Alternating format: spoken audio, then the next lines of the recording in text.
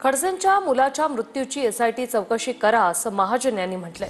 तर दम असेल तर पुन्हा चौकशी करा। एकनाथ खडसे यांचा पलटवार। घातपात असं काहीही नव्हतं, खडसेंनी हे उत्तर दिले। हा लोढा ज्या वेळेला निखिल खडसेचं त्या ठिकाणी आत्महत्या झाली त्यानंतर वर्षांनी काय काय बरळला, काय काय बोलला, त्याने तर मागणी केली ना। आता हे म्हणतात त्याची एसआयटी ने मागणी करा।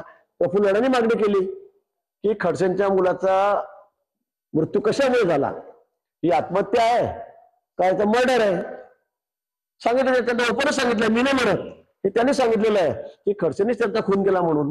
पण बोलताना वगैरे आपण जरा थोडंसं जीभ आवरली पाहिजे आपली आणि ताळ्यावर राहून बोललं पाहिजे, मला असं वाटतं।